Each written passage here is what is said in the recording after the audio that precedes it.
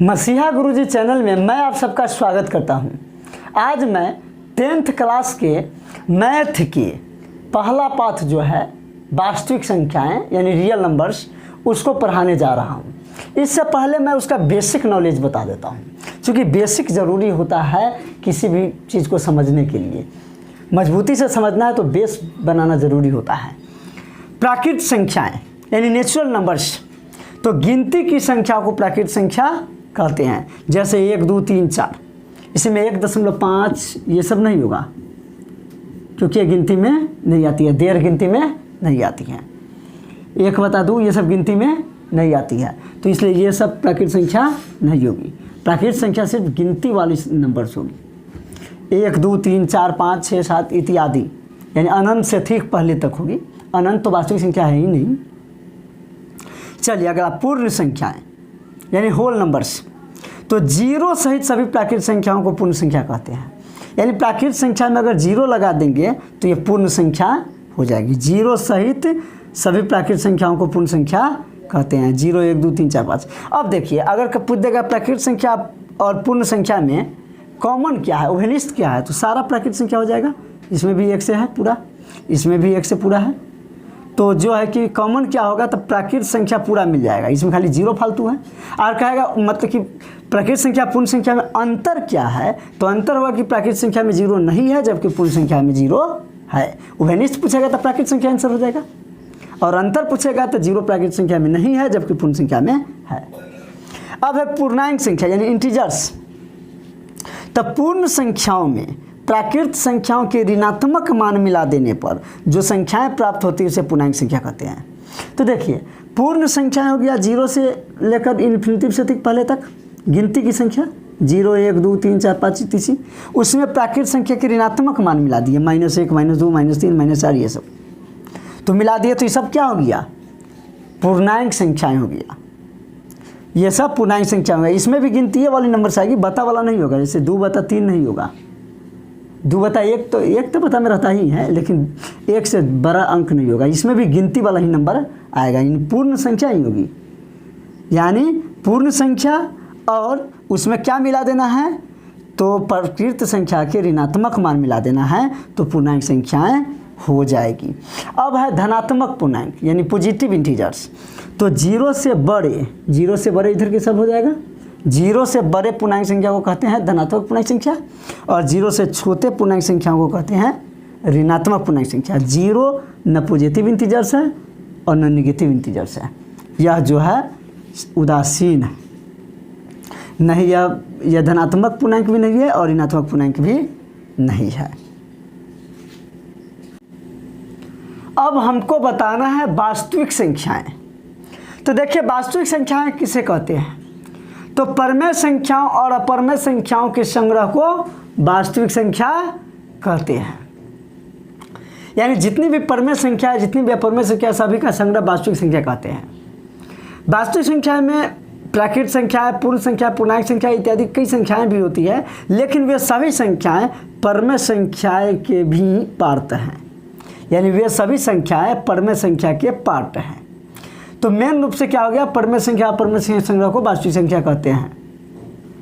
अब चलते हैं परमेय संख्या किसे कहते हैं, तो p के किसी पूर्णांक मान, याद रखिएगा p के किसी पूर्णांक मान तथा q के किसी शून्येतर पूर्णांक मान। शून्येतर पूर्णांक मतलब शून्य छोड़कर कोई भी पूर्णांक मान, जिन संख्याओं को p बटा q के रूप में लिखा जाता है उसे परमेय संख्या कहते हैं।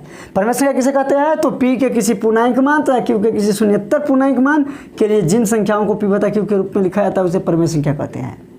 और अपरमेय संख्या किसे कहते हैं, तो यही हो जाएगा p के किसी पूर्णांक मान तथा q के किसी शून्येतर पूर्णांक मान के लिए जिन संख्याओं को p बटा q के रूप में नहीं लिखा जाता है उसे अपरमेय संख्या कहते हैं। जैसे अब हम बता देते हैं आप लोग, देखिए 1/3 ये क्या है, परमेय संख्या है, क्योंकि 1 वो क्या है, पूर्णांक संख्या है। पूर्णांक संख्या पहले हम बता चुके हैं अच्छा से। तो 1 पूर्णांक संख्या है और 3 क्या है, 3 भी पूर्णांक संख्या है और शून्य छोड़कर है, यानी शून्येतर पूर्णांक संख्या 3 है, इसलिए यह क्या हुआ, एक परमेय संख्या हुआ। अब देखिए √3/2, तो यहाँ देखिए √3 पूर्णांक नहीं है, रूट 3 क्या है? पूर्णांक संख्या नहीं है। 2 शून्यतर पूर्णांक है लेकिन रूट 3 पूर्णांक संख्या नहीं है। P बटा Q के रूप में ये भी है, Q नॉट इक्वल टू 0 भी है, Q नॉट इक्वल टू 0 भी है, P बटा Q भी है, फिर भी यह परमेय नहीं है, यह अपरमेय है। क्यों? क्योंकि इस परिभाषा को फॉलो नहीं करता है कि P के पूर्णांक मान, परिभाषा में हम क्या बताया, P के किसी पूर्णांक मान तथा Q के किसी शून्यतर पूर्णांक मान के लिए, तो यहाँ P पूर्णांक नहीं है इसलिए यह नहीं होगा। देखिए -7/3, देखिए -7 एक पूर्णांक संख्या है और 3 एगो शून्यतर पूर्णांक संख्या है, इसलिए -7/3 एगो परमेय संख्या होगा। क्या होगा? एक परमेय संख्या होगा। अच्छा अब देखिए -√5 बता में रख तो 1 होगा, एक शून्यतर पूर्णांक तो है लेकिन -√5 जो है पूर्णांक नहीं है, इसलिए यह अपरमेय होगा और यह परमेय होगा। अब देखिए जैसे कि देख लीजिए 1.25 यह परमेय संख्या है, यह दशमलव का शांत रूप है, यह परमेय संख्या है क्योंकि इसको हम दशमलव हटाएंगे तो यह P बटा Q के रूप में आएगा जिसमें P और Q दोनों पूर्णांक होगा। अगर इसको हम दशमलव हटाएंगे तो 25 × 5 = 125 और 25 × 100 5/4 आया, तो 5/4 आ गया, तो यह क्या आ गया? P बटा Q के रूप में आया। P भी पूर्णांक है यानी 5 पूर्णांक है, 4 शून्यतर पूर्णांक है, इसलिए यह परमेय संख्या हुआ। यानी 1.25 क्या हुआ? पूर्णांक परमेय संख्या हुआ, 1.25 परमेय संख्या हुआ। लेकिन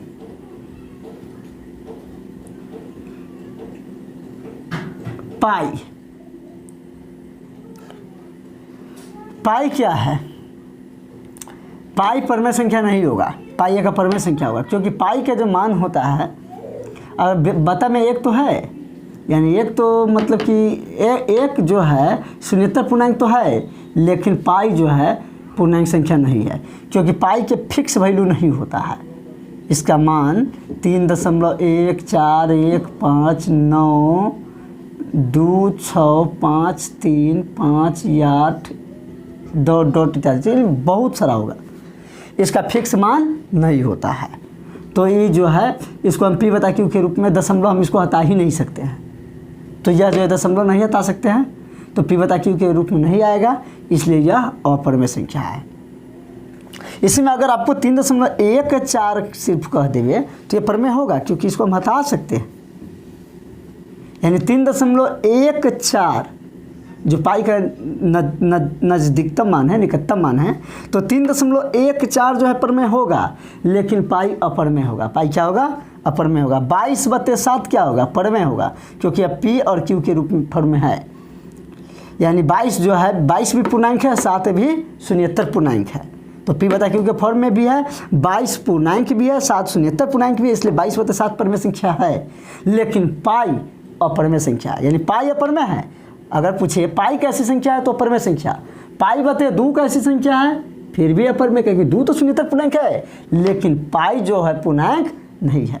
पाई बटे 2 पाई बटे 3 कुछ पूछे तो यह अपरमेय होगा, लेकिन 22/7 पूछे, 3.14 पूछे तो यह परिमेय होगा क्योंकि इसको हम P बटा Q के रूप में लिख सकते हैं जिसमें P पूर्णांक हो और Q शून्यतर पूर्णांक हो।